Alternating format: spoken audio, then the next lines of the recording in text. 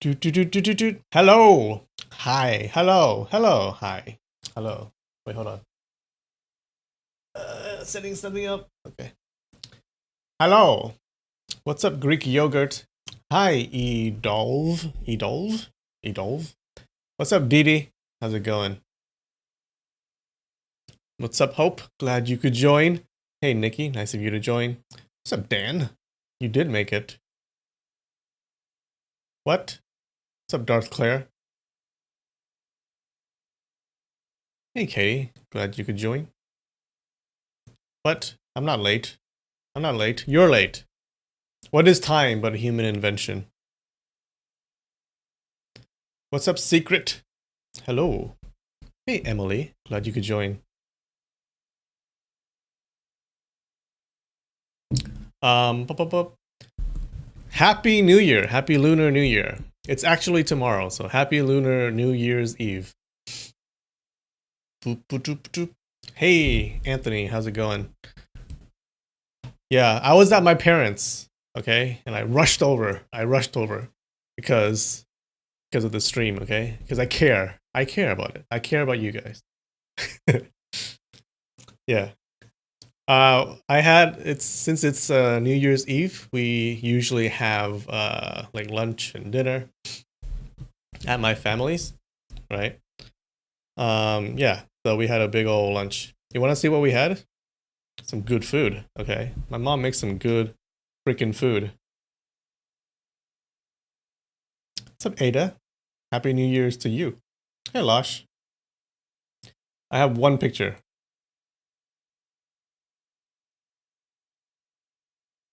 Check it out. Yay.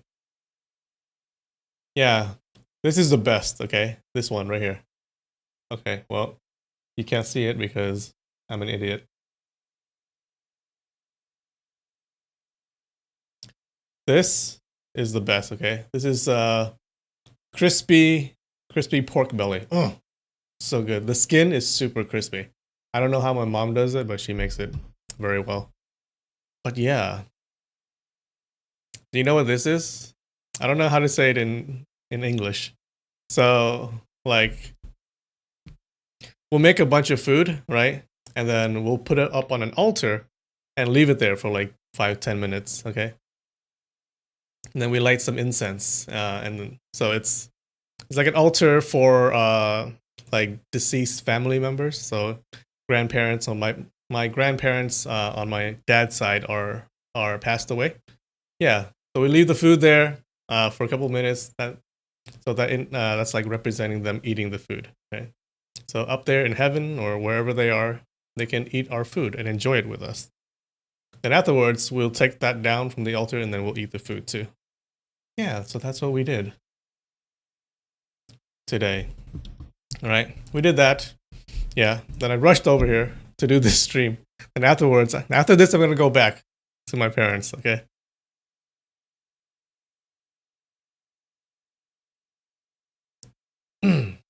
After this, I'll go back and then have dinner.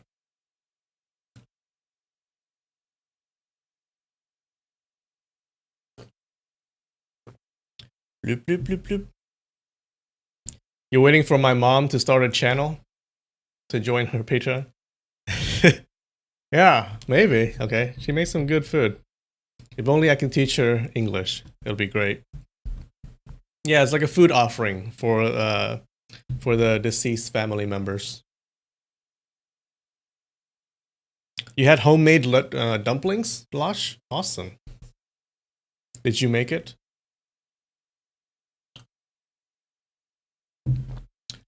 Bloop, bloop, bloop, bloop, bloop, bloop, bloop. Why can't I scroll up on the chat? Oh, here we go.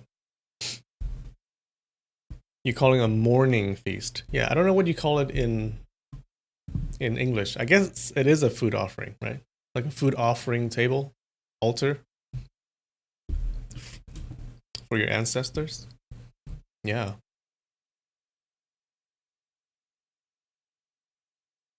All right. Let's get us started. I have snacks.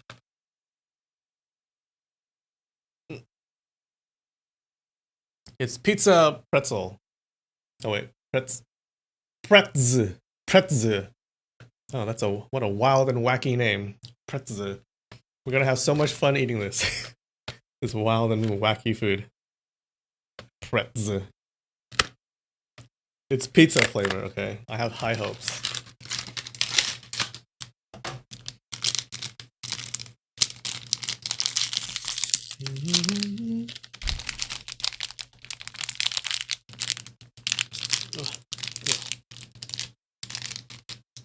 Okay, okay. Okay, okay. Yeah. Almost like a breadstick. Tiny. Oh. Yep. That's pizza, alright.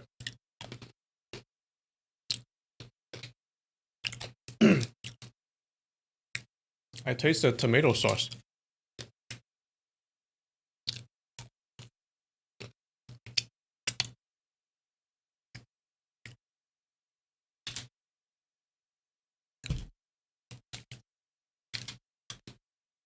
Mm. Mm. Mm. Wow. They got it just perfect. It tastes just like pizza. Or it's the flavoring, I guess. Hmm. That's a 7 out of 10 right there.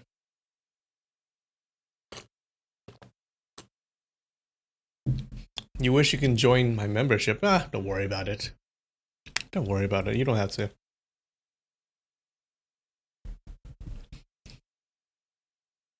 Alright.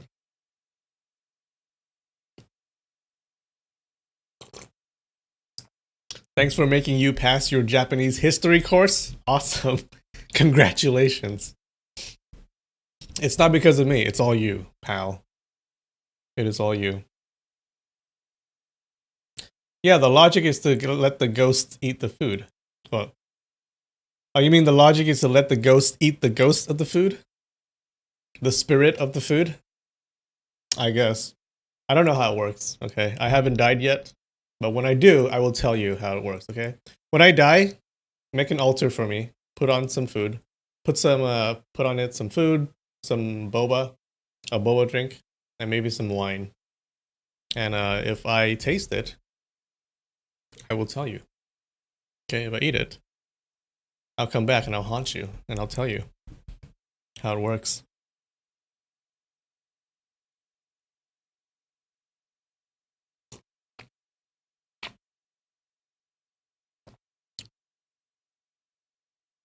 All right.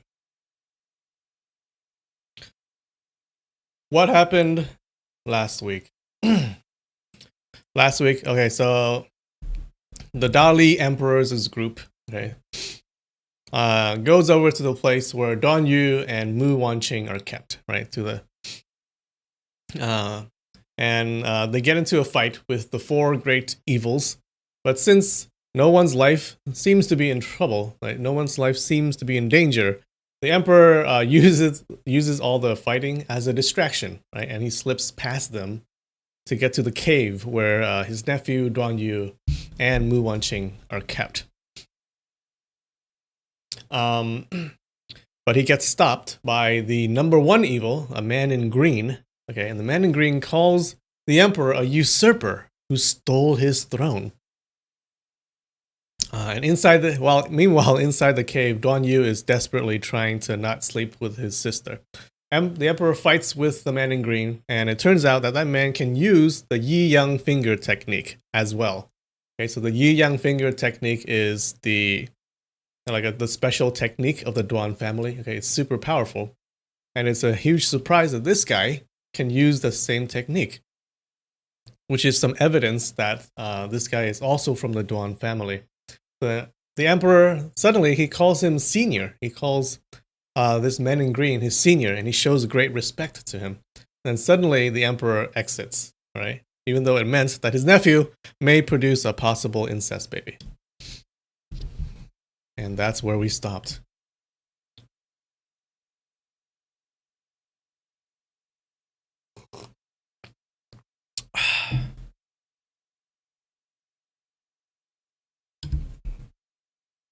Please do a live stream from the afterlife. Okay, if I can do a live stream from the afterlife, I will do that. All right. Yeah. Curious to know how that would work. I'm very curious to know. You know, why don't I just kill myself right now? Dum, dum, dum, dum, dum. You think the royal family has a few skeletons in the closet? Maybe, perhaps. All right. Bloop, bloop, bloop, bloop. Should increase the font.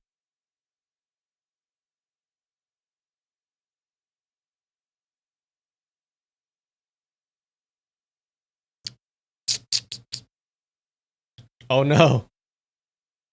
Hold on. Back. Where did we stop?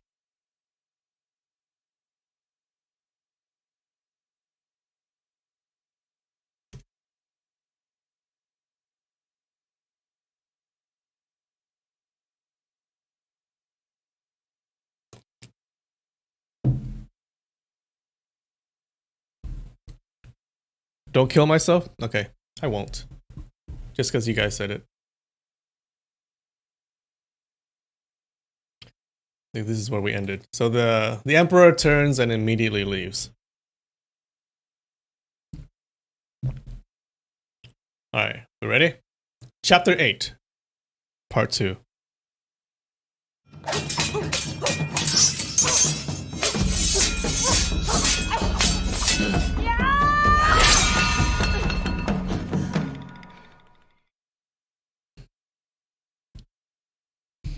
Ba Tianxi took the front and led the way, while Duan Zhengchun and his wife stayed behind the emperor. Duan Zhengchun is the father of Duan Yu. Following them was Chu, Gu, Fu, and Zhu, the 4 imperial guards, with Gao Shengtai bringing up the rear. With that outstandingly brilliant attack earlier, he had managed to cow those 2 people, although the divine crocodile was violent and ferocious. He didn't dare go up and challenge him. So now the emperor's group, they're leaving.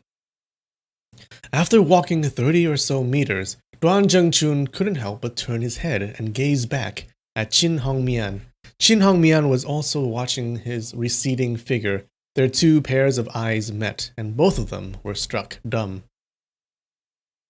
Suddenly, Zhang Wanchou brandished his large ringed saber and rushed out, flustered and exasperated, from the back room. He called out, "Duan Zhengchun! On this visit, you weren't able to see my wife." So this guy's very jealous, okay? Very jealous of Duan Zhengchun, okay? Because his wife used to be that guy's lover. "Consider that your good fortune. I won't give you trouble on your way out. My wife has already sworn an oath that she will never see you again in the future. But I can't rely on that alone. If she sees you again, maybe she'll...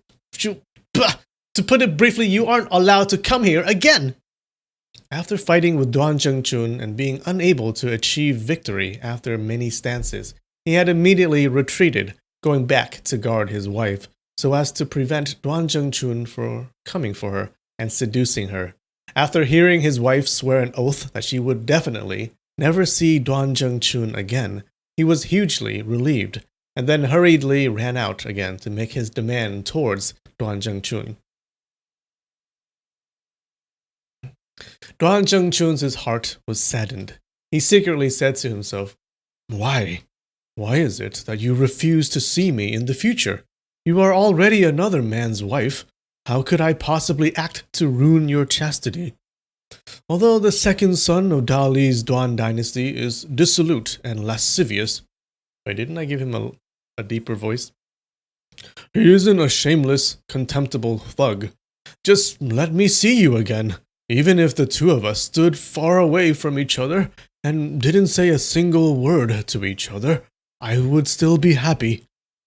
Turning his head, this guy, oh my god. Turning his head, he saw that his wife was gazing at him coldly. His own heart suddenly trembled, and he sped up his footsteps, leaving the gorge. The party returned to Dali. Emperor Baoding said, "Everybody, Let us discuss the situation at the palace.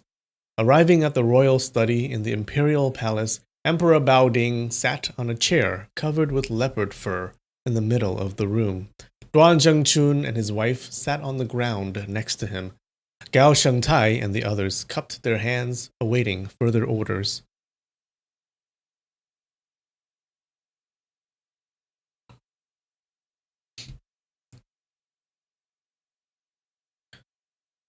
Lascivious? Lascivious definition? Uh-oh.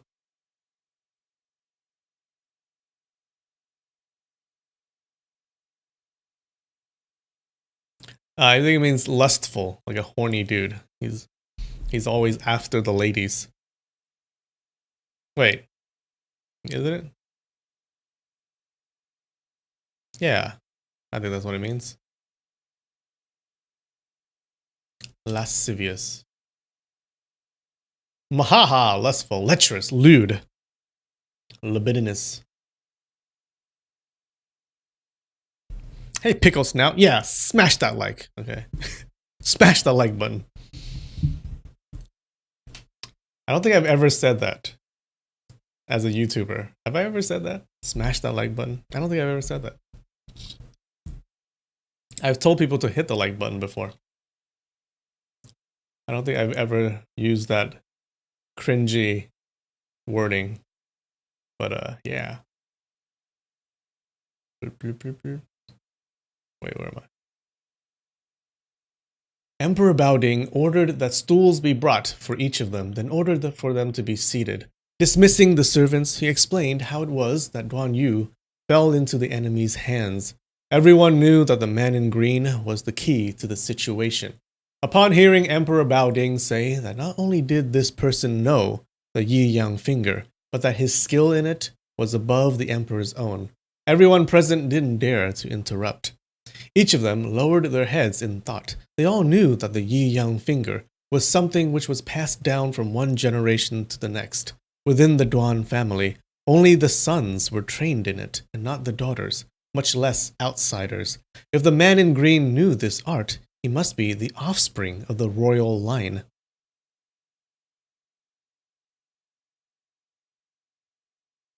Oh, there's a note here. This rule was unbroken until a later descendant of the Duan family, Duan Zixing, also known as Master Yi Deng, broke the ancestral prescriptions by teaching this divine art to Wang Chongyang in order to subdue Ouyang Feng. He later passed the teachings of it to his 4 disciples, the fisherman, the woodcutter, the farmer, and the scholar.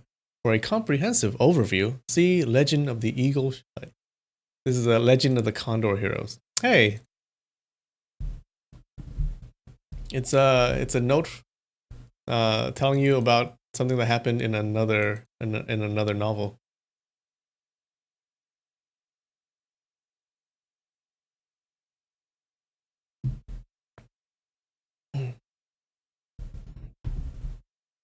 Emperor Baoding said to Duan Zhengchun, "Younger brother Chun, try and guess who this person is." Duan Zhengchun lowered his head. "I can't guess it. Can it be that someone from the Heavenly Dragon Monastery has returned to the secular world?" Emperor Baoding said, "No, it is Crown Prince Yan Qing." After these words were spoken, everyone present was extremely shocked. Duan Zhengchun said, "Crown Prince Yan Qing left the mortal world long ago. This man surely must be an impostor who is faking his identity." Emperor Baoding replied, "His identity can be faked, but the Yi Yang finger cannot be.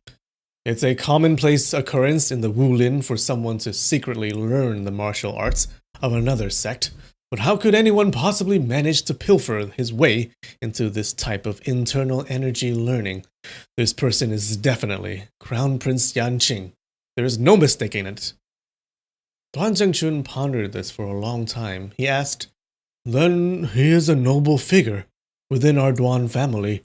Why would he choose to destroy pristine and the pristine and pure reputation of our house?" Emperor Baoding sighed. "This person's entire body is crippled. His temperament is strange as well. Nothing can be understood through conventional reasoning, much less I now sit on Dali's imperial throne. His heart is naturally filled with resentment and melancholy. He wants for us brothers to have our reputations swept away.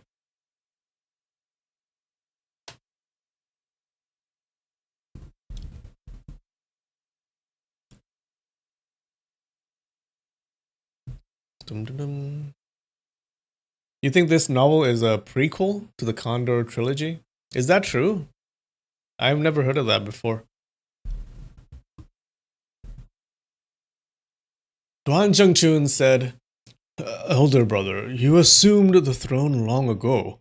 The ministers and the common folk alike support you, and the borders are peaceful. Forget about Crown Prince Yanqing. Even if Emperor Shangde was reborn, he couldn't reclaim the throne. Gao Shengtai rose to his feet. The self-subduing prince's words are absolutely correct. Let's just have Crown Prince Yanqing deliver young Lord Duan into our hands. In fact, there's no need for us to recognize him as a crown prince at all. We should only view him as the leader of the 4 most evil villains in the entire world, whom every man must condemn and punish. Although he possesses a high level of martial arts, in the end he can't overmatch all of us. More than 10 years ago, during the 5th year in the reign of the Emperor Shangde, Duan Lianyi, a great and sudden upheaval occurred in the court of Dali. The Emperor Shangde was killed by the treacherous official Yang Yizhen. Consequently, Duan Shouhui, the nephew of the deceased emperor, sought the assistance of the eminent monks of the Heavenly Dragon Temple and the loyal minister Gao Zisheng to have Yang Yizhen killed. After ascending the throne, Duan Shouhui became the Shangming emperor. Emperor Shangming did not want to be an emperor. After reigning for but a single year, he abdicated and became a Buddhist monk at the Heavenly Dragon Temple, giving his position to his younger cousin, Duan Zhengming, who became the Baoding emperor. The Emperor Shangde had a son, whom the court addressed as Prince Yangqing. During the coup of Yang Yizhen, the situation had been so chaotic that no one knew where the Prince Yangqing had gone. He was soon presumed dead, killed by Yang. Therefore, no one had expected that Prince Yangqing would suddenly reappear so many years after the incident. Okay, so his father was killed. Prince Yangqing's father was killed. That's why he called the emperor a usurper.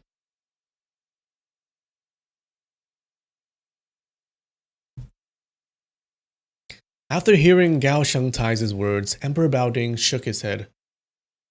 The position of emperor originally belonged to Crown Prince Yanqing. It was only because he could not be found that Emperor Shangming accepted the throne and passed it to me. Wait, hold on. Was I mistaken? Prince Yangqing is the son of who? Emperor Shangde.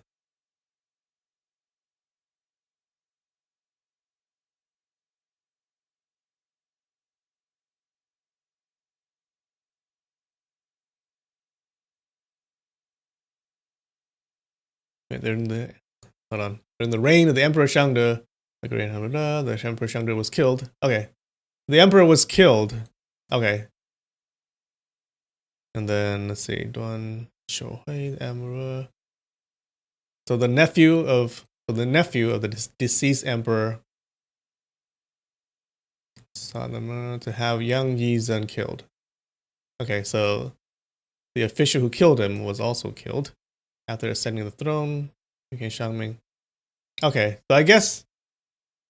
so I guess if you go by I don't know, you go by rights, Prince Yangqing should be the actual emperor, right? Since he was the next in line. He was a son of the assassinated emperor. So he should be the actual emperor currently, okay? But the throne passed to Duan Zhengming because they couldn't find Prince Yangqing. Okay. So I guess he is right? He should be the actual emperor. The throne should have passed on to him, but people couldn't find him. They thought he was dead.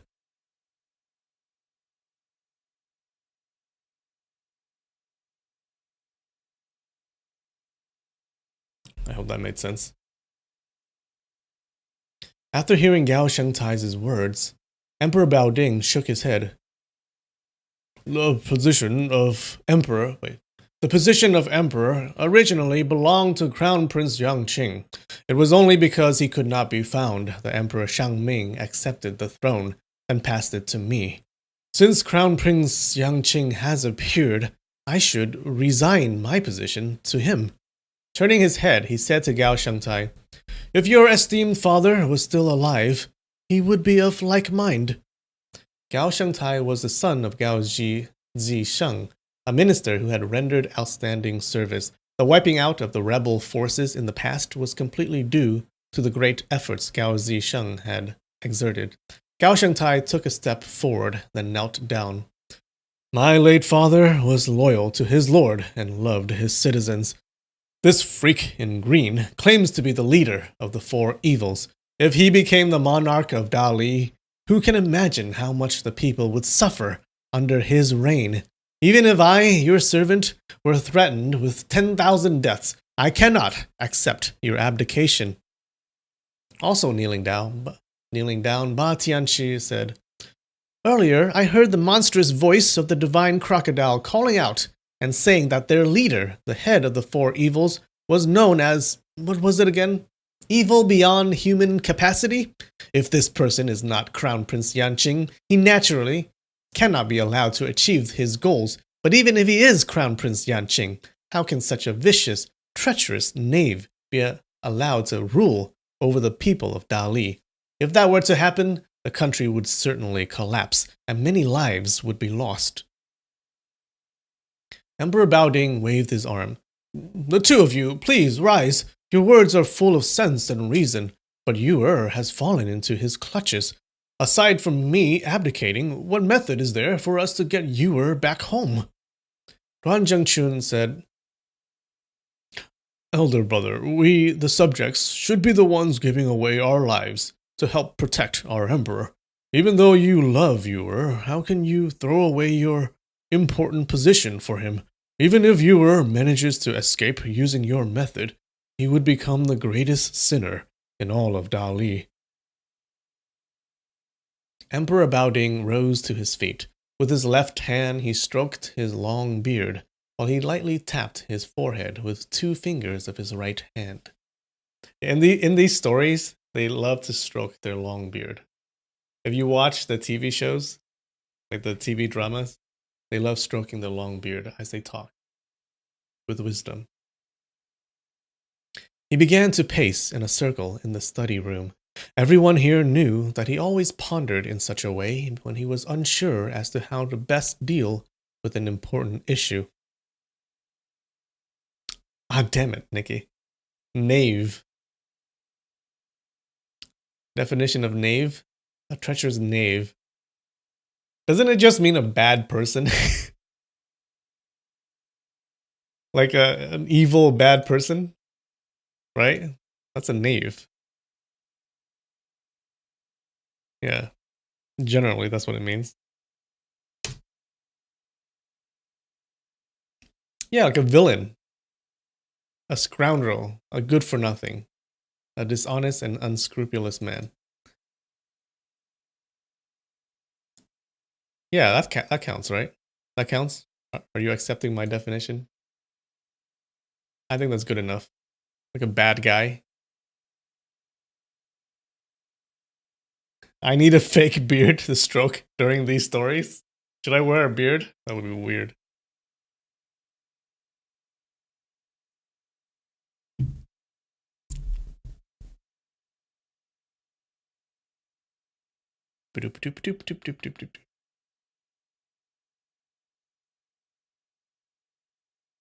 Alright, he's pacing around. No one dared to make a sound, for fear of derailing his train of thought. Emperor Baoding walked back and forth. Only after a long time had passed did he speak again. Crown Prince Yanqing is a poisonous and vile schemer. He fed Yu the yin and yang conjoining powder. The strength of this drug is very profound. It's difficult for ordinary people to resist. I fear that his brain has already been fully bewildered by this drug. He sighed. This is a villainous plot indeed. We can't hold Yuer responsible for what he does.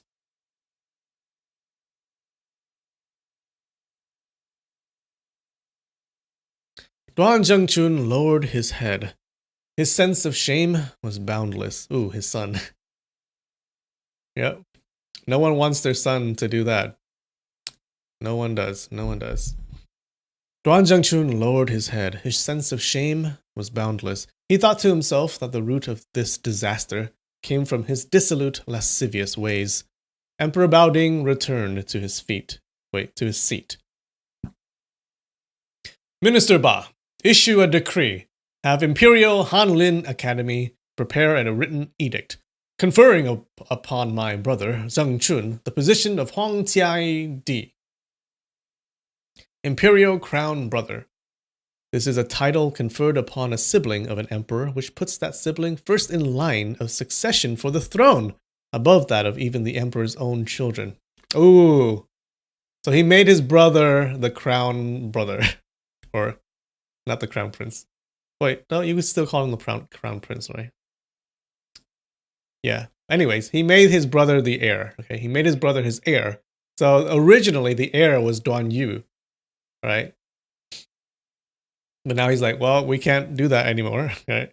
We can't trust him to not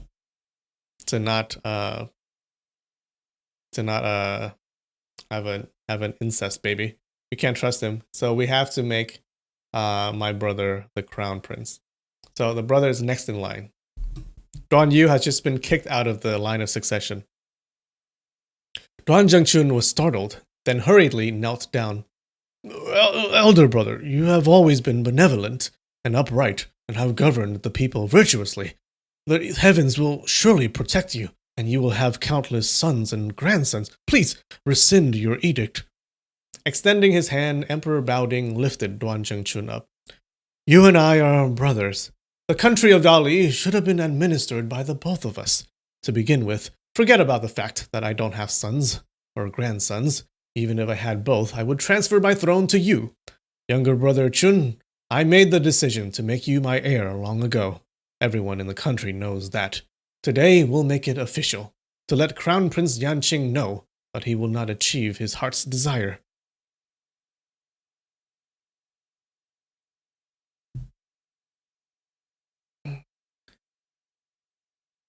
Duan Zhengchun declined multiple times, but Emperor Baoding refused to allow him to do so.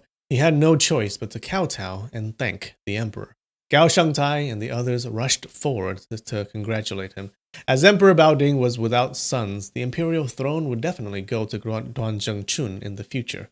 This is something which had long been anticipated, and no one was surprised at all. Oh wait, so maybe Duan Yu wasn't in the line of succession? Maybe he was just a possible heir. Because they say here that no one was surprised at all. Oh well. Emperor Baoding said, Everyone, go get some rest. This affair with Crown Prince Yanqing can only be told to Minister of Education Hua and Minister of War Fan. Besides those two, this secret cannot be divulged. Everyone agreed in one voice, then left after paying their respects. Ba Tianxi immediately left for the Imperial Hanlin Academy to publicly declare the imperial order.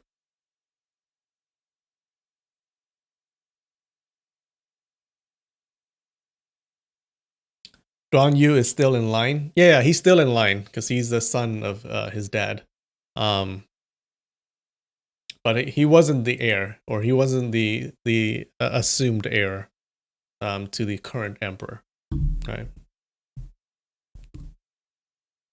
Emperor Baoding ate some food and took a little nap. Then he woke up. When he woke up, he faintly heard the sounds of celebration from outside as firecrackers exploded ceaselessly. A servant helped him into his robes, then reported, After hearing that your majesty conferred the position of imperial crown brother upon the self-subduing prince, the common people were filled with joy and started to celebrate. It's quite lively outside. In the past few years, military ventures had become outmoded in Dali, and the imperial court was pure and bright. The citizens lived and worked in peace and happiness. They absolutely loved and respected such rulers as Emperor Baoding, the self-subduing prince, and the Marquis of Virtuous Enlightenment. Emperor Baoding said, "Send forth my decree. Tomorrow, hang out colored lanterns in celebration everywhere. Cancel the usual curfews, reward the entire army, and bestow a gift of wine and meat to all the elderly and all the orphans." After this edict was passed out, the joy of the common people only increased even more, to the point of the entire city boiling with it. At the fall of night, Emperor Baoding changed into cheap clothes and left the palace by himself. He covered much of his face with a big hat, hiding his features behind it. Ooh, what is he doing? Everywhere he went, he only saw the common people clapping and singing songs of praise, with young men and women singing and dancing together. At the time, the people of the Central Plains considered the people of Dali to be barbarians, as their etiquettes and customs were very different from that of China proper. The streets were filled with young men and women holding hands, flirting, and laughing together, as though they were in a secluded area. No one thought this was strange at all. Emperor Baoding secretly prayed, "If only the people of Dali can forever be so happy."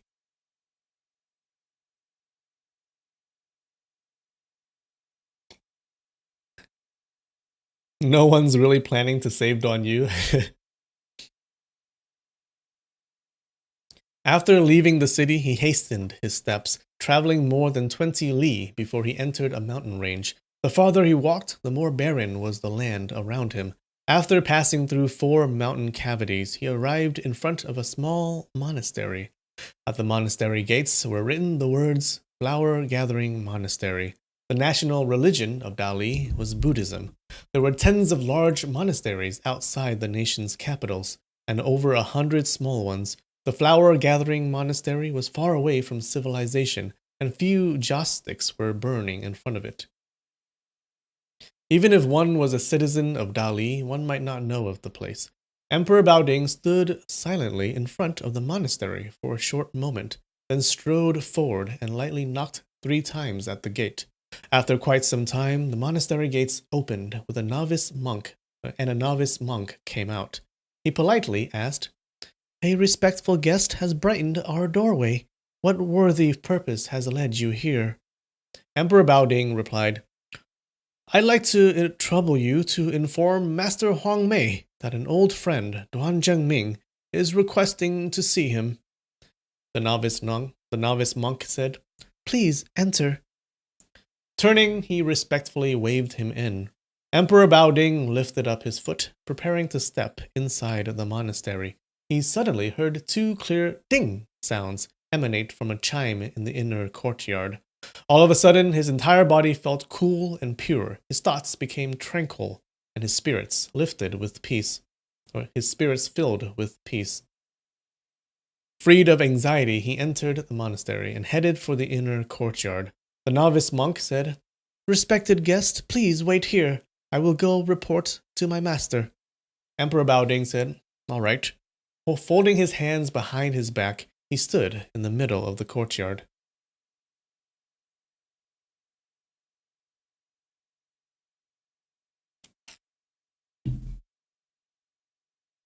As far as we know, he's the only son of his father. Oh, that's going to be a twist. Does his father have another son? We don't know. There was a ginkgo tree standing in the courtyard. He watched as a single yellow leaf slowly drifted down from it. In his entire life, there had been extremely few instances of him standing outside and waiting for someone else. But as soon as he entered the flower-gathering monastery, customs and conventions died away. He totally forgot that he was the emperor. Suddenly, an aged voice laughed. "My worthy younger brother Duan, what problems do you have in your heart?" Emperor Baoding turned around, seeing a tall, lofty old monk with a face full of wrinkles push open the door from a small residence. On this old monk's face was 2 long, sickly yellow eyebrows, the tails of which sagged downwards. It was the yellow-browed monk. So he has two long, sickly, yellow eyebrows. Yeah, and they droop down. Think like this.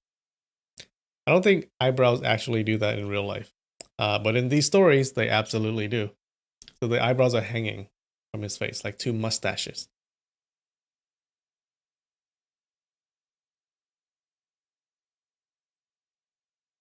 At least that's how I picture him. I don't know. I might be wrong.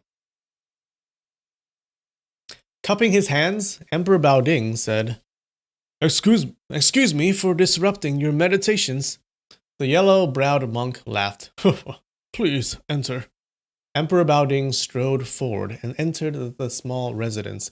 Two middle-aged monks immediately cupped their hands, paying their respects to him. Emperor Baoding knew that they must be the disciples of the yellow-browed monk, and quickly returned their salute. He sat down on a prayer mat to the left of the main prayer mat, which the yellow-browed monk took. After the yellow-browed monk seated himself, Emperor Baoding said, I have a nephew named Duan Yu. When he was 7, I carried him here, and we listened to you, martial brother, expound on the scriptures. The yellow-browed monk let out a small smile. That child has an extremely remarkable comprehension. He's a good kid, good kid. Oh, looks like this is the monk that taught Duan Yu Buddhism. And that's why Duan Yu became a pacifist. Emperor Baoding said, He has been enlightened by Buddhist doctrine and has a merciful heart. He was unwilling to learn martial arts in order to avoid killing others. The yellow-browed monk said, If one doesn't know martial arts, one can still kill others. If one learns martial arts, one might still kill others. Emperor Baoding replied, Yes. Oh no, here come all the monkish talks of wisdom. Here come all the proverbs.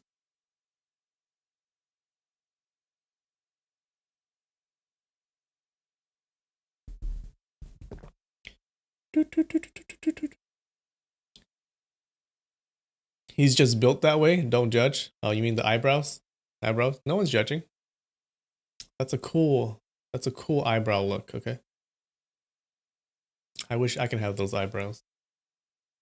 Thereupon, he related the story of how Duan Yu was firmly opposed to learning martial arts and ran away from home, how he met Mu Wanqing and how he was trapped by the most evil man in the world, Crown Prince Yanqing, inside the stone house. A small smile on his lips, the yellow-browed monk listened quietly, not interjecting a single time. The faces of his two disciples who were standing behind him and waiting on him didn't change in the slightest. Koans? No, these are not koans. These are just things that friggin' Buddhist monks say that seem very enlightened.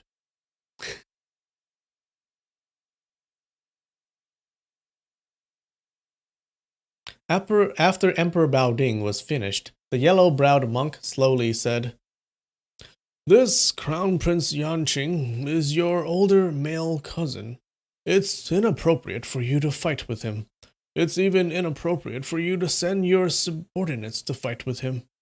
Emperor Baoding replied, Martial brother, you see things clearly, the yellow-browed monk said. The elder monks of the Heavenly Dragon Temple are extremely virtuous, and their martial arts exceed yours as well, worthy brother. But by entering Buddhist orders, they have severed their ties with the Duan dynasty. It's also inappropriate for them to side with you, worthy brother, in an internecine dispute. Thus you cannot request aid from the Heavenly Dragon Temple as well. Emperor Baoding said, Exactly so. The yellow-browed monk nodded. He extended his middle finger slowly. Oh, that's rude. Then pointed towards Emperor Baoding. Emperor Baoding let out a small smile, then pointed down with his own finger as well. Aiming at the yellow-browed monk's middle finger, he pointed towards it. Their fingers swayed, and they immediately withdrew their fingers. The yellow-browed monk said, Worthy brother Duan, the force from my Vajra finger cannot overcome your Yi-Yang finger. Emperor Baoding replied, Martial brother, Your wisdom is deep, and your intelligence is vast. You can achieve victory without purely relying on the power of your fingers. The yellow-browed monk lowered his head and was silent. Emperor Baoding rose to his feet. 5 years ago, you told me to revoke the salt taxes, but I did not, for two reasons. First, the country did not need it, and secondly, I desired for Duan Zhengchun to assume the throne after me, and intended for him to do it in my stead, thereby winning the hearts of the populace. But tomorrow I will immediately order for the salt taxes to be abrogated. The yellow-browed monk stood up, then knelt and respectfully prostrated himself before the emperor. Worthy brother, you take such good care of your people. This old monk is endlessly gratified. Emperor Baoding also knelt down and returned the bow. He said nothing more and quickly glided away from the monastery. Returning to the palace, Emperor Baoding immediately ordered the servants to summon Minister Ba.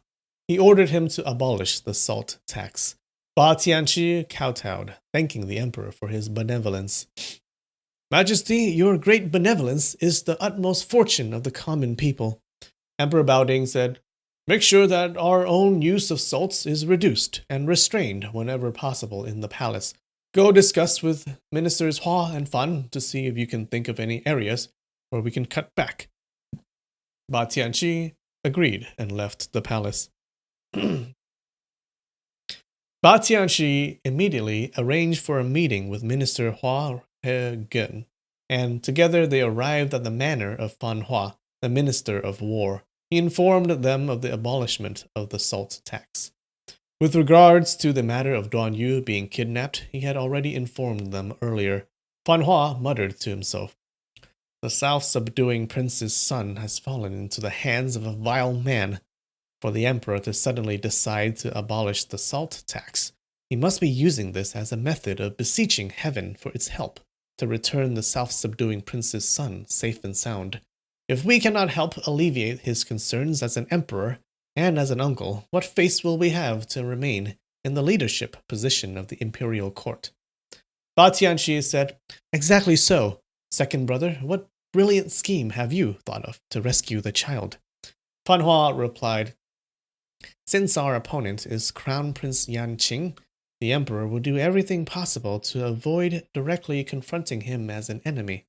I do have a plan, but I'm afraid it will be burdensome for our elder brother. Minister Hua He-gen hurriedly said, So what if it requires hard work? Second brother, hurry and explain. Fan Hua explained.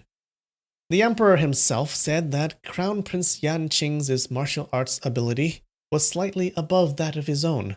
Naturally, it won't be possible for us to forcibly break Duan Yu out of the house.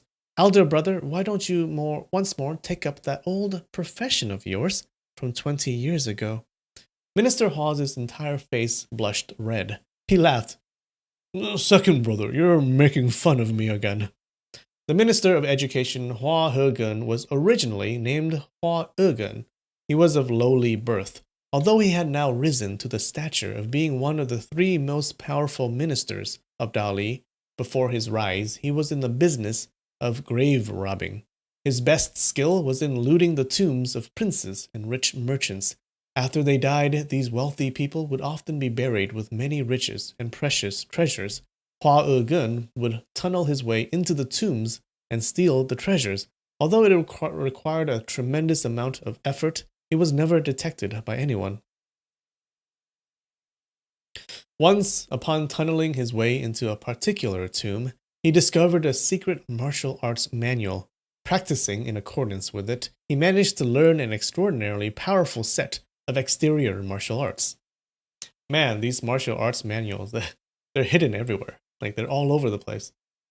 Following that, he abandoned his mean job and became an assistant to Emperor Baoding, rendering outstanding service and finally rose to the prestigious level of Minister of Education. He felt that the deeds attached to his old name were too vulgar and therefore changed his name to He-gen. Aside from Ba Tianchi and Fan Hua, those two dear friends of his, whom he had undergone life and death experiences with, very few people knew of his origins. Fan Hua said, "How would I dare mock you, elder brother? I was thinking of us secretly sneaking inside the 10,000 Calamities Gorge, then digging a tunnel straight into the house where the self-subduing prince's son is kept. That way, without a single soul knowing, we would be able to rescue him." Hua Hegen slapped his thigh. "Brilliant, brilliant!" He was born addicted to the hobby of tomb robbing. Although in the past 20 years he didn't dare to do such a thing, whenever he thought about the old days and reminisced, his hands couldn't help but itch. Oh, he's an addict. He's an addict of tomb robbing. But he was a high official of exceeding rank and glory. How could he possibly go back to grave robbing again? But now, upon hearing Fan Hua's words, he couldn't help but be hugely delighted. Fan Hua laughed. "Elder brother, don't be too happy this early. There are plenty of difficulties with regards to this plan. The four evils are residing within this gorge. In addition, Zhong Wanchou, his wife, and the Asura Saber are also exceptionally formidable people. To keep this hidden from them is really no simple task. In addition, Crown Prince Yanqing has personally decided to serve as garrison for the stone house. If the tunnel is dug past him, how could he not feel it? Right? If the tunnel is dug past him, how could he not feel it?" Hua Hegen mumbled to himself for a long while, then said, "The tunnel must be dug from the back of the stone house, so as to avoid Crown Prince Yanqing." Ba Tianchi said, "The self-subduing prince's son is in imminent danger. Digging a tunnel is no small task. I'm worried that we won't be able to complete it in time." Hua Hegen said, "Let us three brothers do it together. I'll have to request that you lower your stations and dignity and learn the arts of being a petty grave-robbing thief from me." Ba Tianchi laughed. It seems that the three great ministers of Dali are now unshakably duty-bound to engage in the unsavory business of tomb raiding. All three of them laughed, clapping their hands together. Hua Hegen said, "There's no time to waste. If we're going to do it, let's do it." Ba Tianchi immediately whipped out the map of the 10,000 Calamities Gorge. Hua Hegen drafted out a proposed tunnel route. The issues of what to do with the dirt they dug out or how to avoid being detected were things that he was incomparably skilled at. Okay, now we're back with Duan Yu. Duan Yu had felt hot and agitated for every moment within the past day and night. He began to use his graceful steps upon the waves, walking about quickly within the room. He only needed to complete 1 or 2 revolutions before feeling a sense of coolness, but Mu Wanqing's entire body felt as though it were scorching and her senses were addled. At least half the time she would just dazedly lean against the stone wall. At midday, Duan Yu once more began to stride about in the room. Suddenly he heard an aged voice speak from outside. "So many people have been engrossed by the 19 horizontal and vertical lines. Layman, would you be in the mood to discuss some things with this old monk?" Oh. Duan Yu felt strange. He immediately slowed down his footsteps, and after taking 10 more, he came to a halt altogether. He peered outside via the hole through which food was delivered. He saw an old monk with sallow yellow eyebrows. Ah, remember the monk? The yellow eyebrows monk?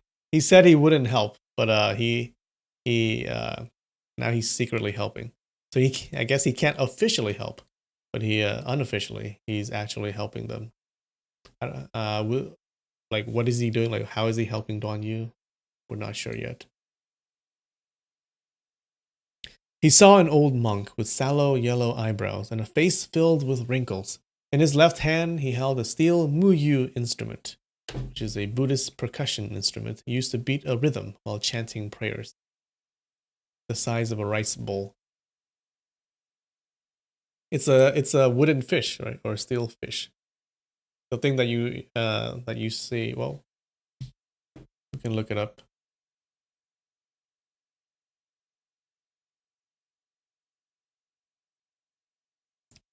Wooden fish. The thing that Buddhist monks tap on when they're doing their prayers.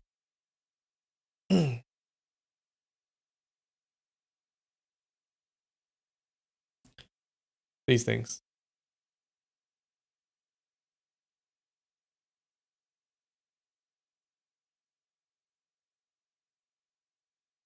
In his right hand he held a hammer.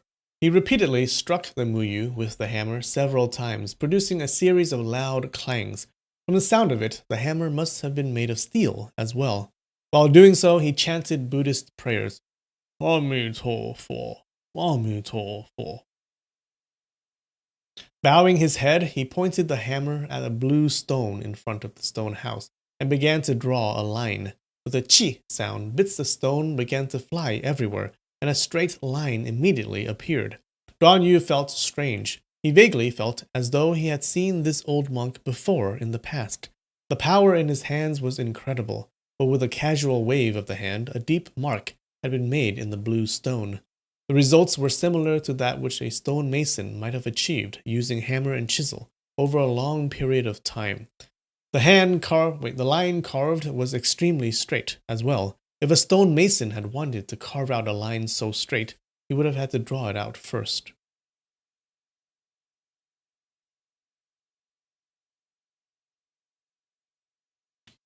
Does anyone imagine this taking place in the Heian period? Oh no, this is not Japan. This is China. This is China, okay? Yeah.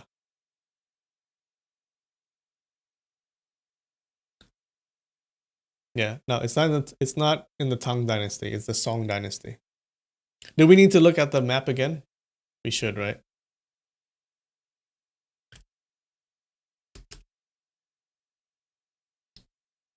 So this is the Song. This is Song China, and this is Dali. Yep. So we're in Dali right now.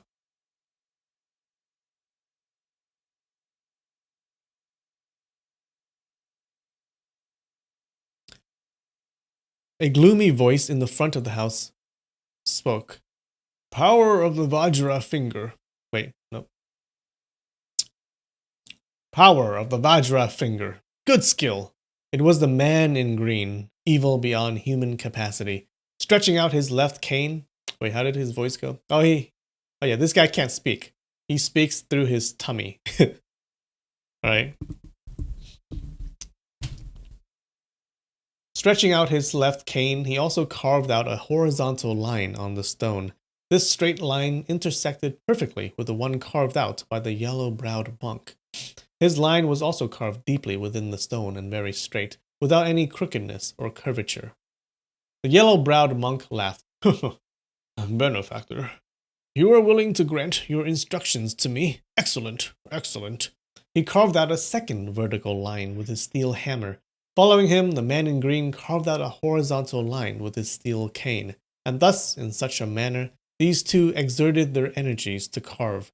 They carved slower and slower, unwilling for there to be the slightest difference in the depth of their respective lines, or crookedness in their lines. If that had happened, they would have lost to their opponent. Okay, so they're challenging each other to make lines on the stone, and they have to be the straightest line possible. In the time it would take to cook a bowl of rice, the 19 horizontal and vertical lines of a Go chessboard had been neatly carved out on the stone. Oh, they're playing Go. The yellow-browed monk thought to himself, Mr. Zhengming spoke truly. Crown Prince Yanqing's internal energy really is formidable. Crown Prince Yanqing didn't know that the yellow-browed monk had come with a specific purpose in mind. He was shocked, wondering to himself, where did such a powerful old monk come from? He must be a helper whom Duan Zhengming called for. With him keeping me entangled, if Duan Zhengming were to rescue Duan Yu, I would be unable to prevent him from doing so.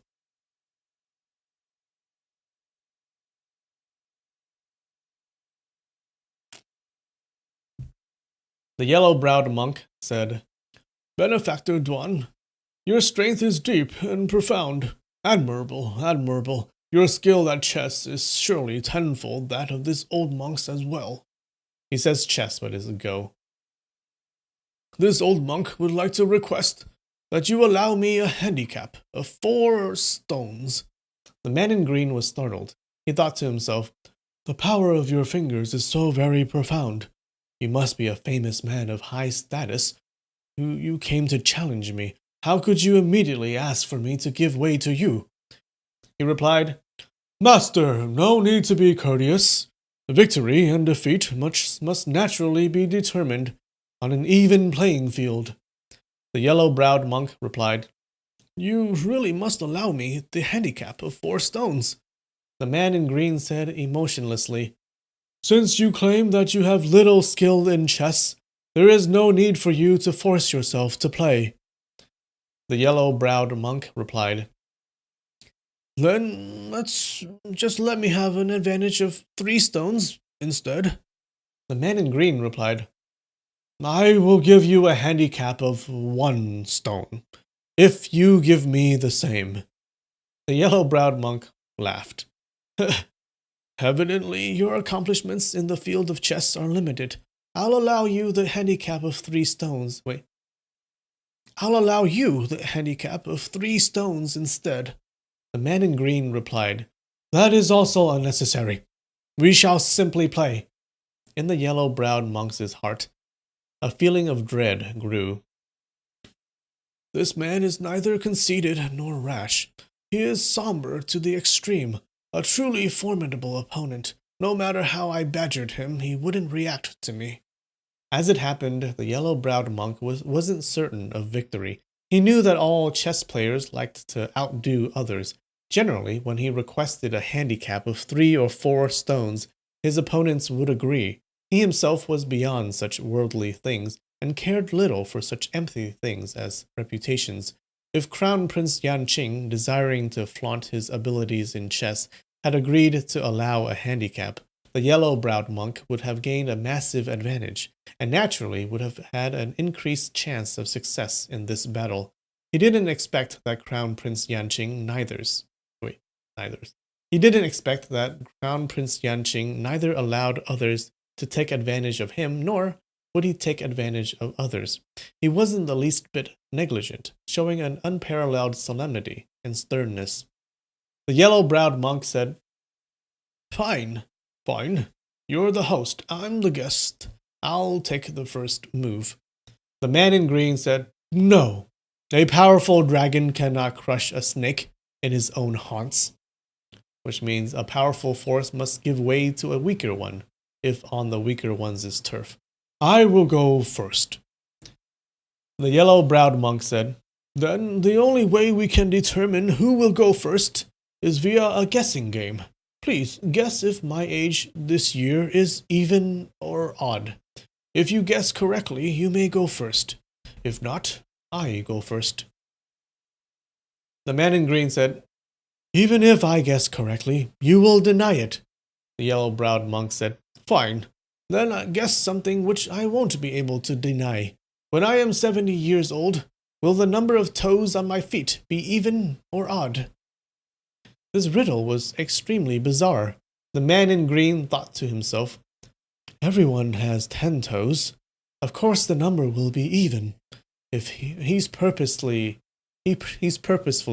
trying to lead me into saying that the number of toes he has when he is 70 will be an odd number. It is written in the art of war that lies are hidden within the truth, and the truth is hidden within the lies.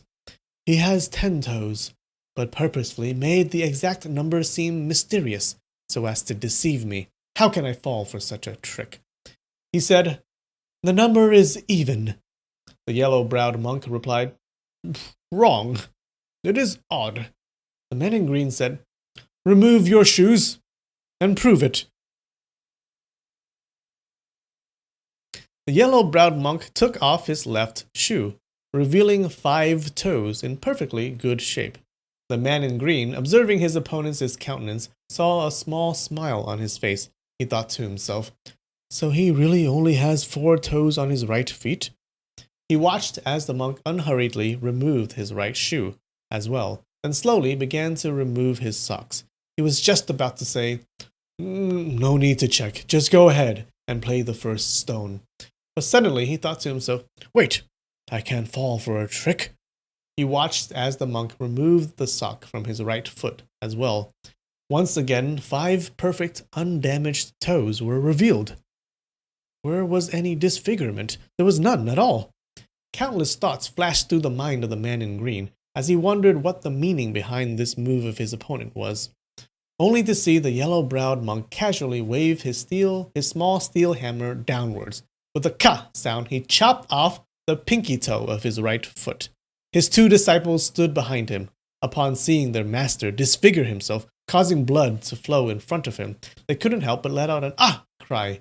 Uncertainly, the elder disciple took out the golden salve medicine from his breast pocket. Applying it to his master's wounds, ripping off part of his clothes, he bound up the wound. The yellow-browed monk laughed. This old monk is 69 years old. When I am 70 years old, the number of toes on my feet will be odd. Good trick, Mr. Monk. Good trick. Good job. Man, these Buddhist monks, they don't play around, do they? Like, they do not mess around. Alright. That's a good note to take a break on, alright? Give me a 5-minute break, and we'll be right back.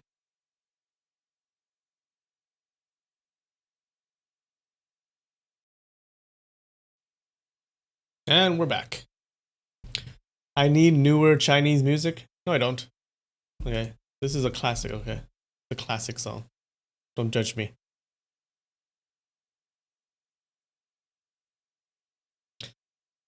Alright, so the monk cut off his pinky toe. He is hardcore. The man in green said, "So it will be. You may move first." He cut off his pinky toe to make the first move. Okay, so he can make the first move in this Go game. He was known as the most evil man in the world. What type of vile or brutal atrocity had he not committed? Why would he care about the mere chopping off of a pinky toe? But upon seeing this old monk be willing to part with his own toe and resort to such extreme methods in order to gain the small advantage of moving first, he knew that he would definitely prove the victor in this game of chess. Even if he lost, the terms which he would exact would be harsh beyond imagining. The yellow-browed monk replied, "Thank you for giving way." Extending his steel mallet, he drew 2 circles on a diagonal line of the inside of the board, symbolizing white chess pieces. The man in green extended his own cane and lightly pressed on the line of the opposing diagonal. The circular indentation served to symbolize the black chess pieces. Together, the 4 formed a square within the middle of the board. Wait, what do you capture pieces? How would they mark that on the board? How do they switch the white and black pieces? I don't understand. Together, the 4 formed a square within the middle of the board. To place 2 black and 2 white chess pieces on the board in such a fashion, forming a shizhi, was a rule in the ancient Chinese art of Go. The white pieces would be placed first, followed by the black pieces, opposite of what later generations would do. Following this, the yellow-browed monk placed a white piece in the ping quadrant, where the 6th vertical and 3rd horizontal lines intersected. The man in green answered with a piece at where the 9th vertical and 3rd horizontal lines intersected. These two starting moves came extremely quickly. The yellow-browed monk didn't dare to be the slightest bit negligent, for fear of losing the advantage which he had purchased, using his own pinky toe. By the time the 7th or 18th stones were laid, the 2 sides were in diametric opposition to each other, engaging in a fierce struggle. At the same time, the power from each person's finger continued to be used up. They focused on the game, striving for victory, while also generating their internal energies. The game began to slow down.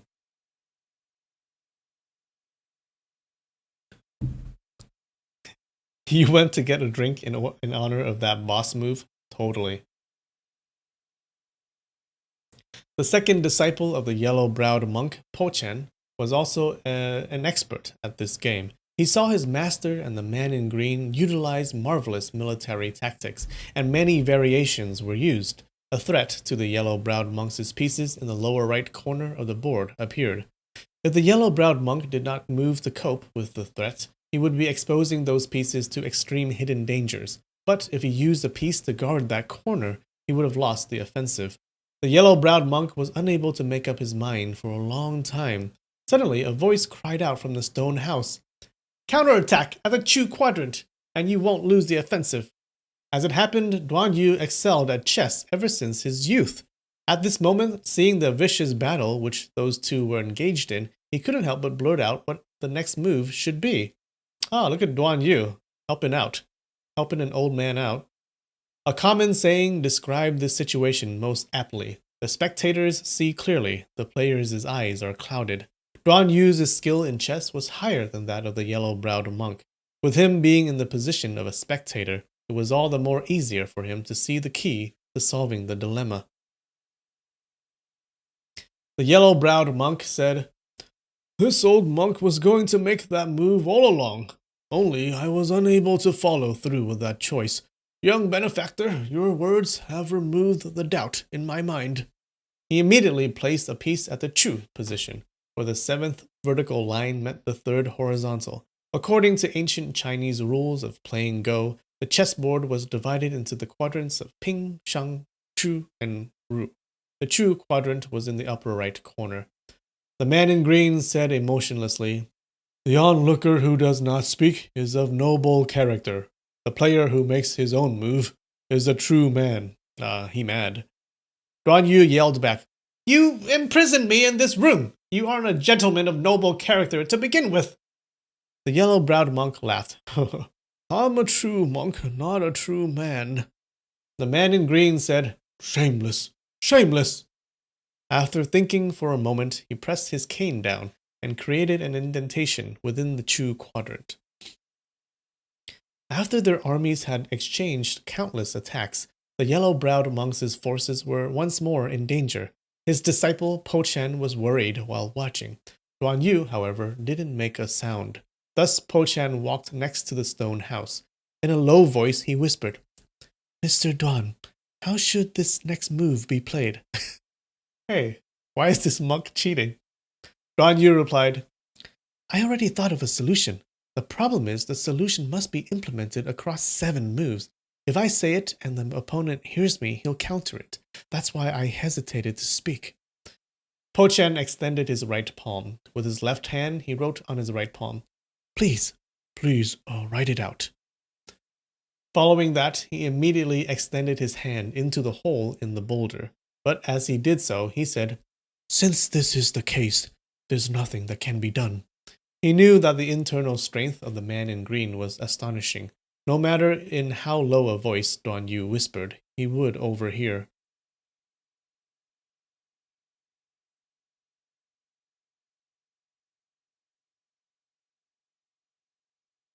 Duan Yu thought to himself that this strategy was brilliant. He immediately stretched out his finger and wrote out the 7 moves. He said, The venerable master is an expert at chess. He certainly has a wonderful move in mind. There's no need for me to give any more advice. Po-Chen thought for a while, then realized that these 7 moves truly were extremely clever. He returned to his master's side. Extending his finger, he began to write out those moves on his master's back. Nice. The billowing folds of the sleeves of his cassock hid his hands, rendering the man in green unable to see this chicanery. The yellow-browed monk thought for another moment, then made his move as instructed. The man in green let out a huh sound. Another instructed you to make this move based upon your own accomplishments in chess, master. You could never have formulated such a move. The yellow-browed monk laughed. The game of chess originated as a battle of the wits. A person must be modest and not reveal their real skill to the opponent. If the depths of my chess abilities could be seen easily and totally... Wait. If the depths of my chess abilities could be seen easily and totally seen through by you... That's a weird sentence. If the depths of my chess abilities could be totally seen through by you, benefactor, would we even need to play this match? The man in green replied, crafty, cunning schemer, playing tricks with your sleeves. He had seen Po-chan walk back and forth, then cover the yellow-browed monk's back with his sleeves. He knew that there must be something odd about that action, but he was too busy concentrating on the changes and variations within the chess game, and so could not spare any more attention to other things.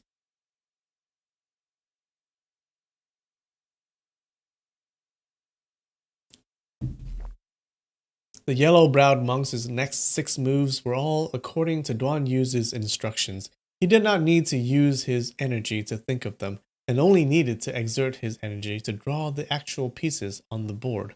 Correspondingly, the 6 circles which he drew with his steel hammer were extremely round and deep, giving him the appearance of being full of vigor and an unending source of energy.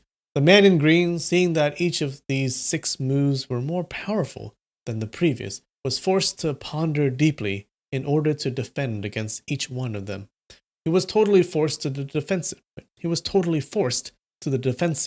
And the indentations which his steel canes made began to show some differences in depth. After the yellow-browed monk played his 6th piece, the man in green simply sat there for a long moment. Then, suddenly, he played a piece in the roux quadrant. This move was strange to the extreme. It was completely different from what Duan Yu had anticipated. The yellow-browed monk was stunned. He thought to himself, this 7-step strategy of Mr. Duan was carefully devised and perfect in the details.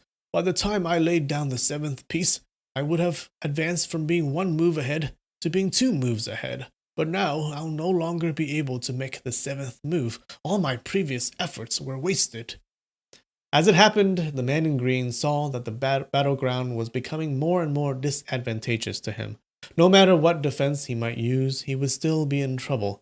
So, instead, he decided to ignore the threat to his own pieces and attack the opponent's pieces in a different area instead. This was known as defending without defending. Truly, it was a formidable move. Furrowing his forehead, the yellow-browed monk tried to devise a good reply. Po-chan saw the sudden change in the battlefield of chess pieces, and that his master's pieces were once again in great danger. He immediately ran next to the stone house. Duan Yu had long ago come up with a strategy, and wrote 6 counter moves on Po-chan's palm, one after the other. Po-chan then rushed back to the yellow-browed monk's side, once more writing down the moves on his master's back. The man in green was known as the most evil man in the world. How could he possibly ignore his opponent's constant cheating and trickery? He stretched out his left steel cane, pointing it at Po-chan's shoulder. He shouted, "Junior disciple, stand farther back!" And as he pointed, a chi sound emanated from the cane. The yellow-browed monk saw that his disciple wouldn't be able to resist the enemy's power, and that it would be difficult for him to avoid sustaining a heavy injury. He thrust out his own left palm in a snatching attack towards the cane. The man in green's cane trembled and pointed towards the acupoint beneath the left side of the monk's chest. The yellow-browed monk turned the snatching attack into a chopping attack on the cane, but once again the steel cane changed position. In the blink of an eye, the two had exchanged over 8 stances. The yellow-browed monk thought to himself that his arm couldn't reach long enough. He struck with his finger at the steel cane. The man in green didn't budge a single step, and the monk's finger and the steel cane touched. Both of them generated their power and began to compete in internal energy. Immediately, the steel cane and the monk's fingers came to a halt, neither of them moving in the slightest. The man in green said, Master, it is your move. You have delayed for so very long now. Are you preparing to forfeit? The yellow-browed monk laughed. Sir, you are an elite master of a senior generation. Why would you launch a sneak attack against my disciple? I'm afraid you really are lowering your own status. With his right hand, the monk drew another small circle on the blue stone with his steel hammer. The man in green didn't even take time to think. With a casual wave of his hand, he made his own move. And so their left hands remained locked in a fierce internal energy competition, with neither side daring to slacken off in the slightest. The right hands continued to play chess. Each side continued to advance their own pieces, continuing to counter each move of the other. 5 years ago, the yellow-browed monk had pled on the behalf of the commoners of Dali, asking Emperor Baoding to abolish the salt tax.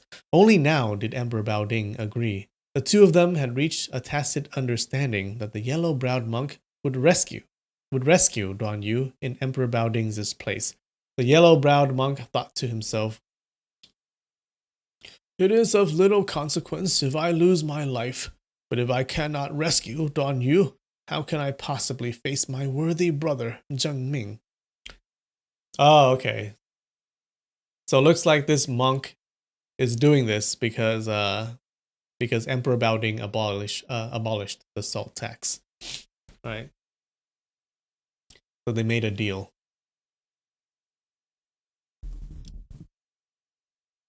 When martial arts exponents were cultivating their internal energies, they couldn't allow themselves to be distracted in the slightest.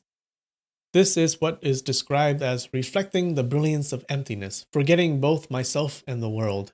But in playing chess, one must strive to outdo someone else. What? But in playing chess, one must strive to outdo someone else. Each game of chess had 361 possible moves, and every single one had to be carefully contemplated. It truly did require that one calculate out every minor detail and haggle over every minor point. These two principles were directly opposite to each other, highly incompatible. Although the yellow-browed monk was a master at Chan meditation, his skills in chess were inferior to his opponent. While secretly generating internal energy to resist the opponent, he neglected the game. If he focused on the game of chess instead, he would find himself disadvantaged in the internal energy competition. It seemed as though today he found himself in an inextricably dangerous and strange situation. His only option was to die fighting, so as to repay his bosom friend. His own safety was no longer a concern for him. As the ancients said, an army burning with righteousness is guaranteed victory. But although the yellow-browed monk certainly was filled with righteousness, the words guaranteed and victory really did not apply.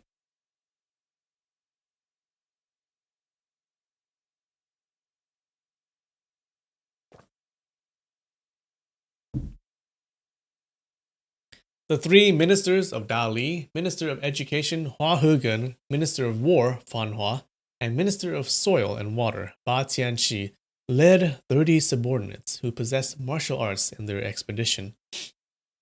Okay, so now we're in the digging phase of the plan. They brought along timber, shovels, Kongming lanterns, and other tools, snuck into the forest at the back of the 10,000 Calamities Gorge. After selecting a suitable location, they began to dig the tunnel. The 33 men dug for an entire night, tunneling out a passageway that was 700 feet long. The following day, they continued to dig all the way until the late afternoon. They calculated that they shouldn't be too far from the stone house.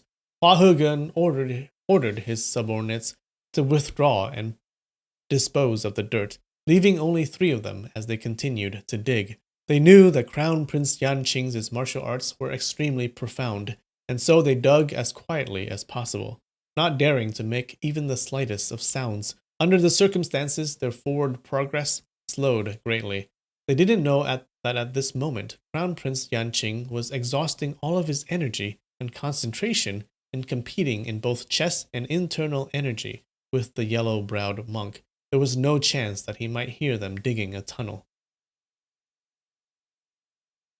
Inextricably definition? Oh, crap.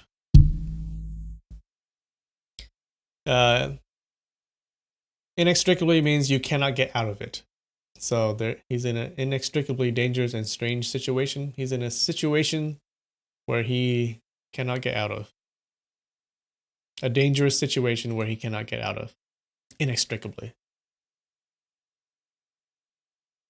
Something you cannot get out of. I believe that is the definition. Hopefully.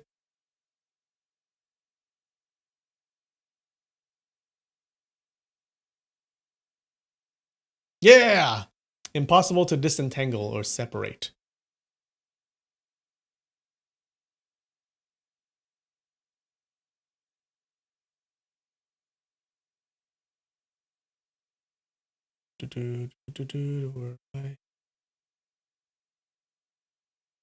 They continued to dig until the Shunpai hour, 3 to 5 p.m., then stopped, calculating that they should be beneath Duan Yu. They were now no more than 10 feet away from Crown Prince Yanqing.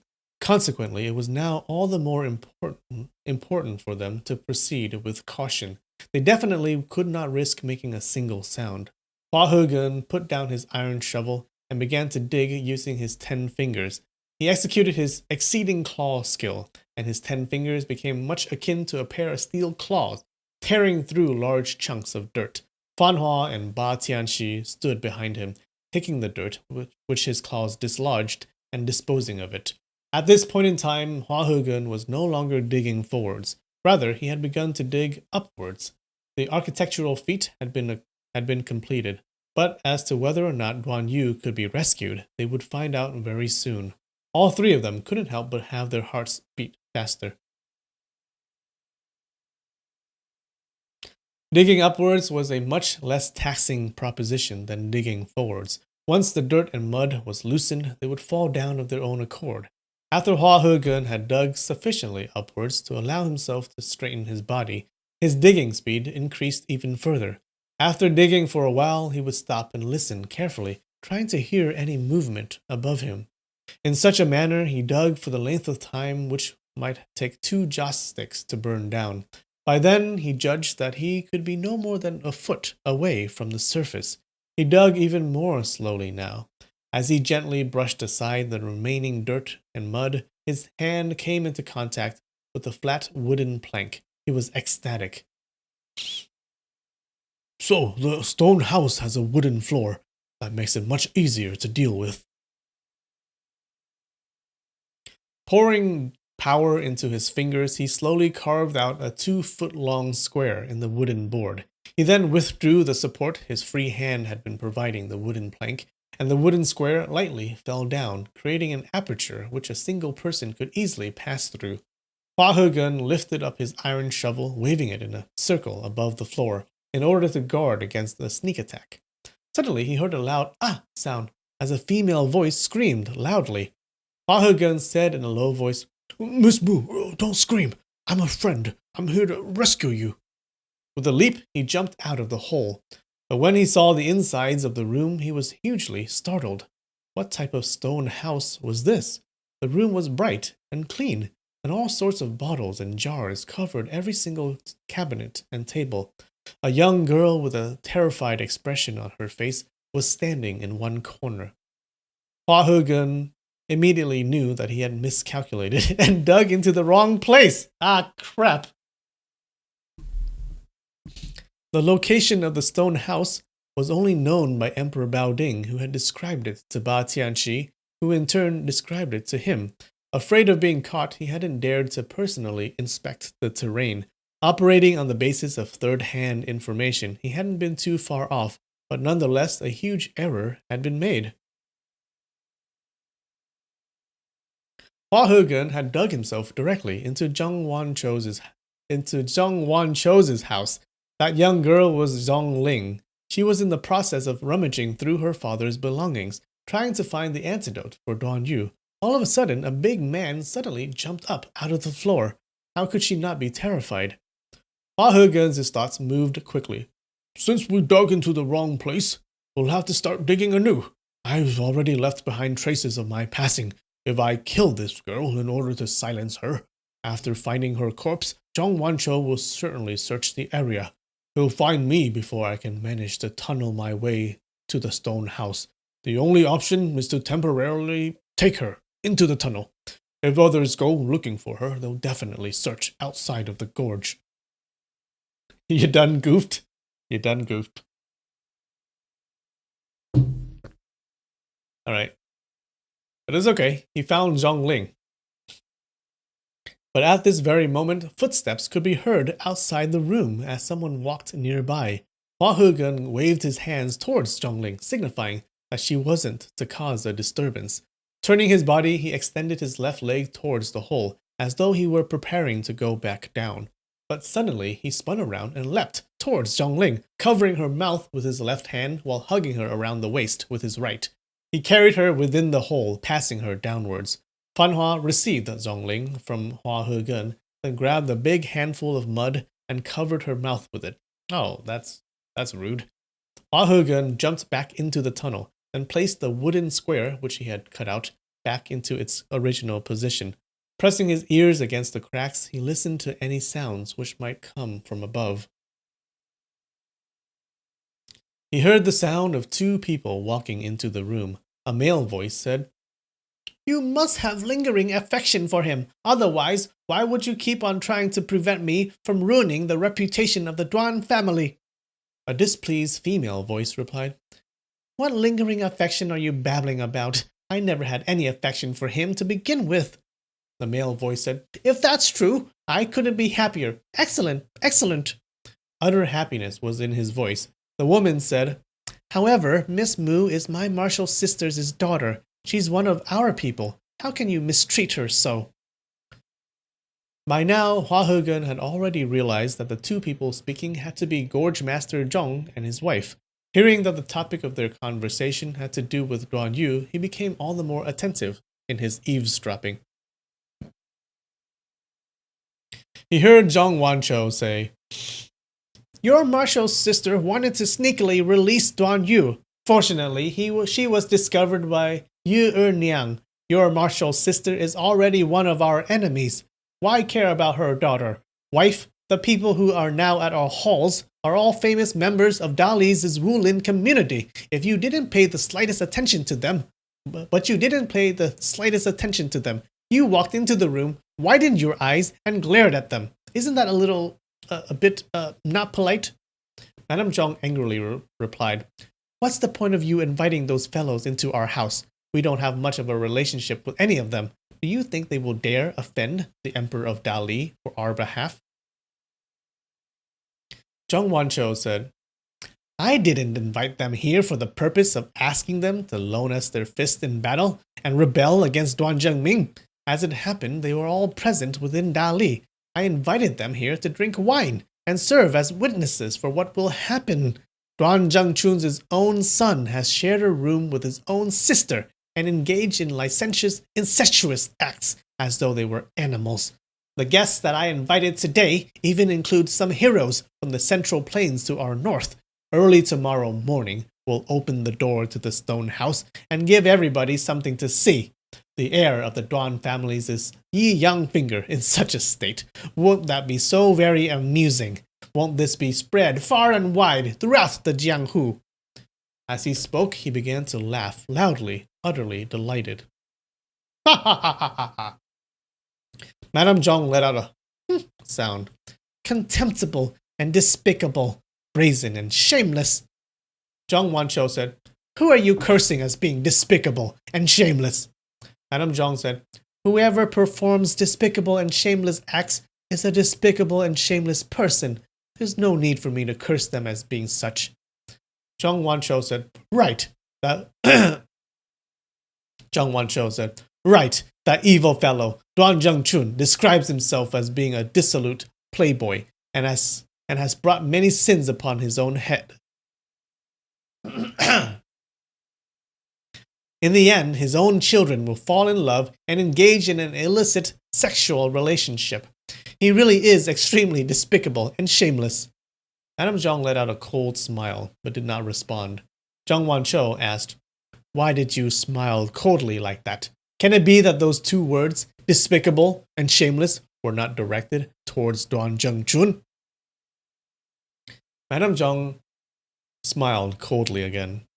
"You aren't able to overcome the Duan family with your own abilities and hide yourself here in this gorge, not daring to show yourself. Fine, whatever. As the saying goes, knowing how to avoid being shamed is something akin to courage. This is still something which a man might do, but I never would have imagined that you would use such despicable means to manipulate his children instead.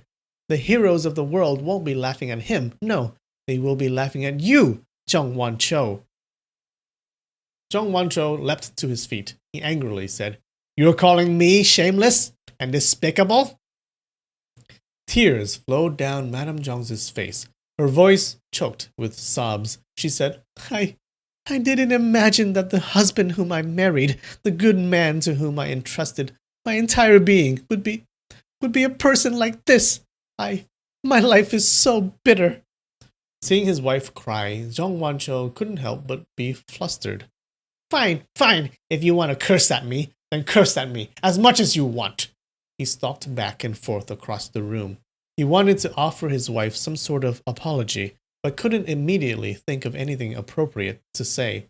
Finally, he said, "This wasn't my idea. Duan Yu was captured by the divine crocodile. Mu Wanqing was seized by evil beyond human capacity. The yin and yang conjoining powder belongs to him as well. How could I use such a despicable and shameless sort of drug?"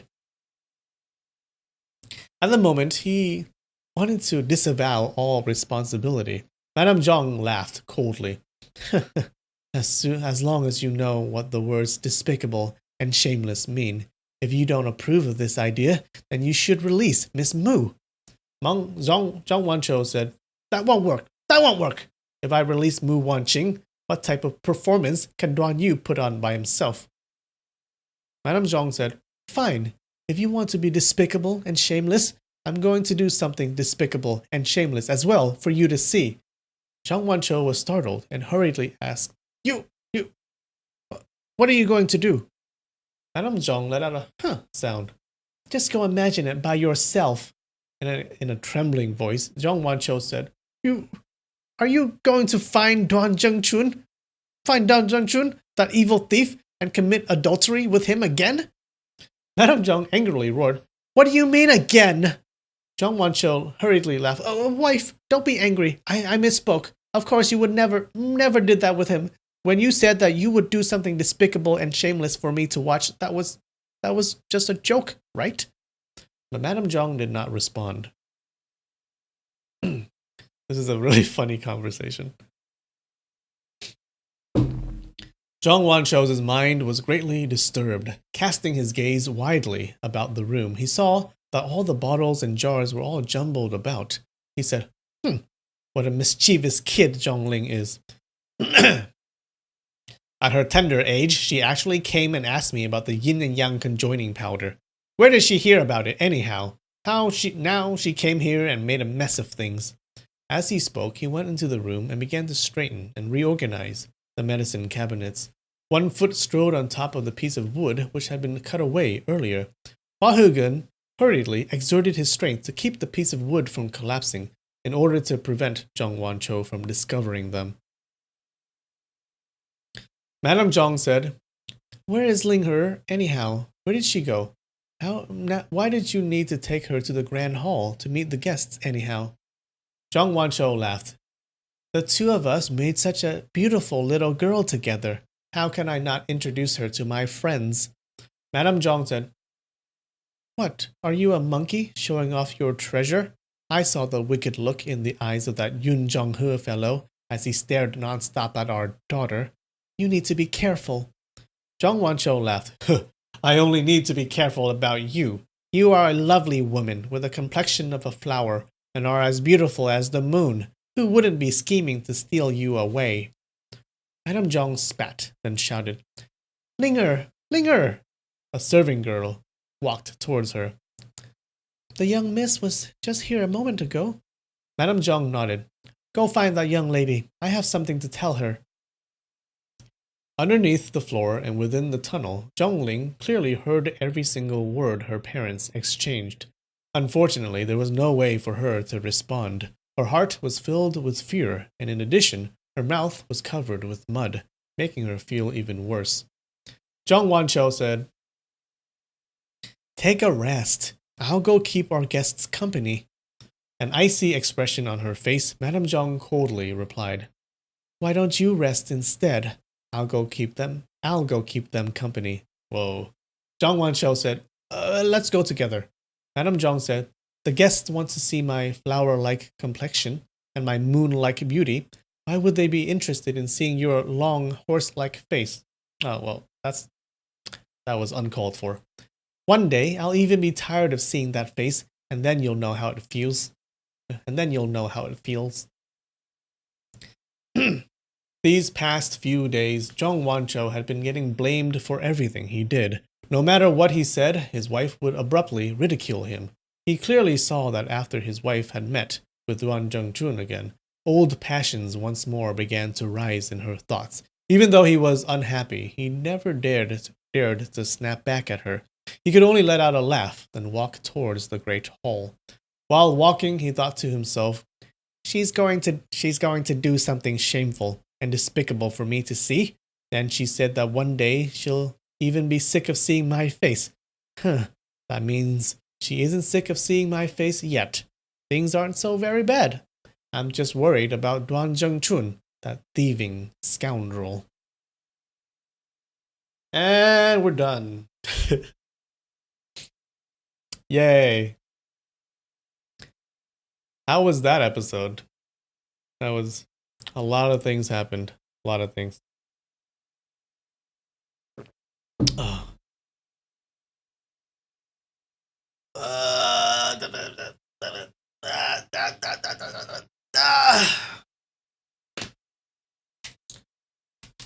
All right. Some pizza sticks. Then we'll finish off.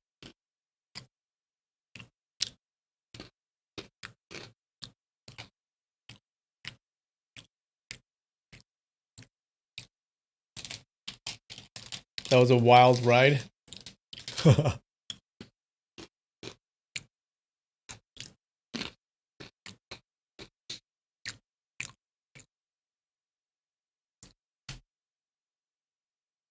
Oh, that was a good scene, right? With the monk chopping off his pinky toe. Awesome. You've always wondered where Linfamy originates? Oh. It's just my name is Lin and is infamy. So it's Lin plus infamy equals Linfamy. That's it. There's nothing else to it.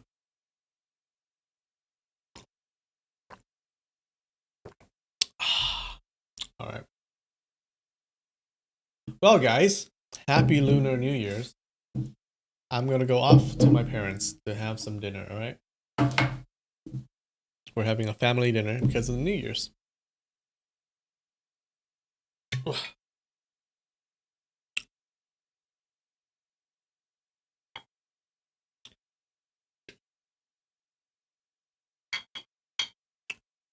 right. Cheers.